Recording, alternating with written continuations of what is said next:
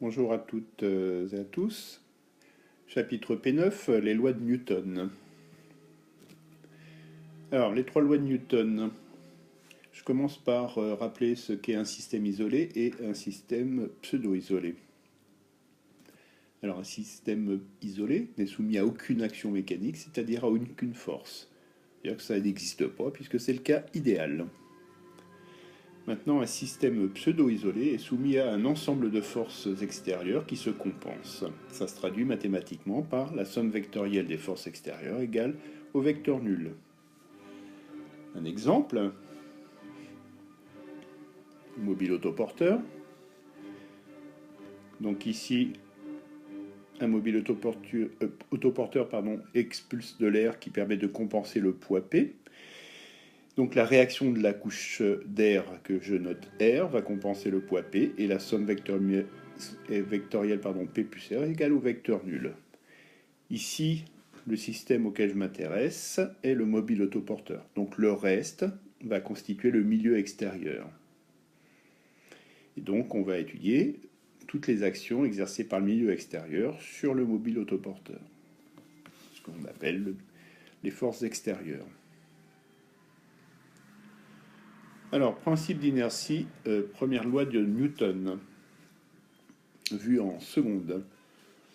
Dans un référentiel galiléen, si le vecteur vitesse du centre d'inertie d'un système est constant, alors la somme vectorielle des forces extérieures qui s'exercent sur lui est égale au vecteur nul, et réciproquement.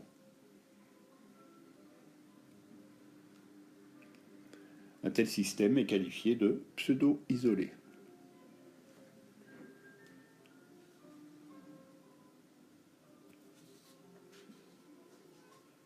Alors, si le vecteur Vg est un vecteur constant, alors la somme vectorielle des forces extérieures est égale au vecteur nul.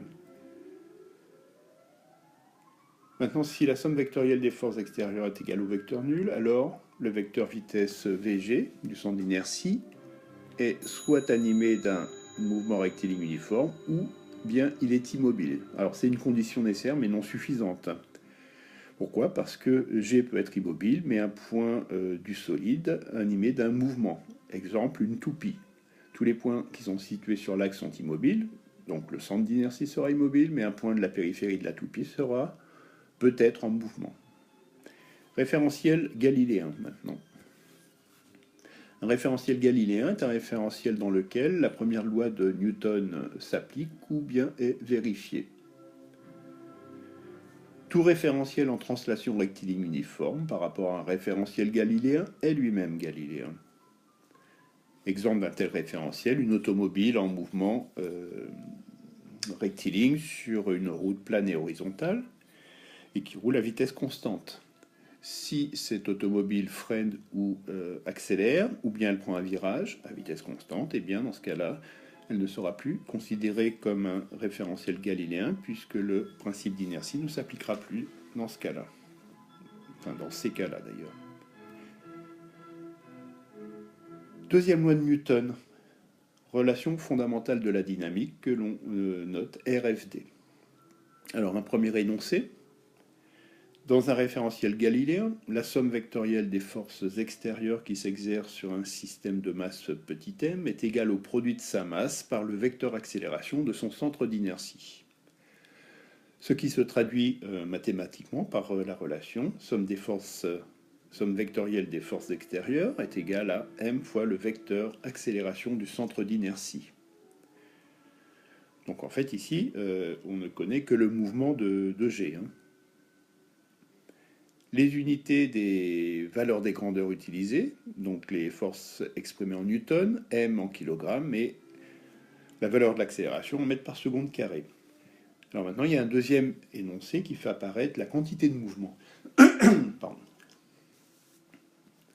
Alors dans un référentiel galiléen, la somme vectorielle des forces extérieures, qui s'exercent sur un point matériel que l'on assimile à G, est égale à la dérivée par rapport au temps du vecteur quantité de mouvement. Mathématiquement, ça se traduit par cette relation. Somme des forces extérieures est égale à la dérivée par rapport au temps du vecteur quantité de mouvement. Attention à ne pas confondre avec le vecteur poids, P. Soit encore, somme des forces extérieures est égale à m dvg sur dt est égal à MAG. On retrouve le premier énoncé. Alors, pourquoi m dvg sur dt, puisque P égale m fois v. Or, m est une constante, on peut le sortir de la dérivation, d'où m dv sur dt. Troisième loi de Newton, principe des actions réciproques.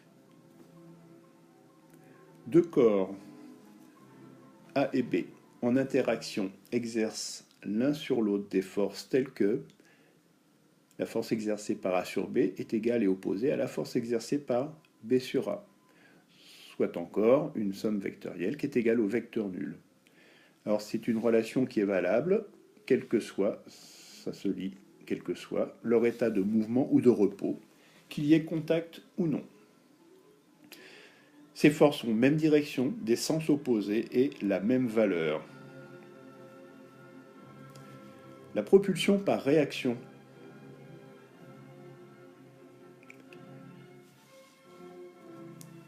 Conservation de la quantité de mouvement d'un système isolé. Ce que l'on fera en activité expérimentale. Donc la numéro 10. Alors dans le cas d'un système isolé ou pseudo-isolé, on peut écrire que la somme vectorielle des forces extérieures est égale au vecteur nul. Soit encore, la dérivée par rapport au temps du vecteur quantité de mouvement égale au vecteur nul, et donc par intégration, on aura ce vecteur quantité de mouvement qui sera égal à un vecteur constant. On dit que la quantité de mouvement se conserve. Les applications. Il faut demander à nos amis les poulpes et autres encornés. Décollage d'une fusée, se déplacer dans l'espace, voir le film Gravity, pardon. Donc un petit extrait, deux extraits où l'on voit le déplacement par réaction. Je vous remercie de votre écoute et à bientôt.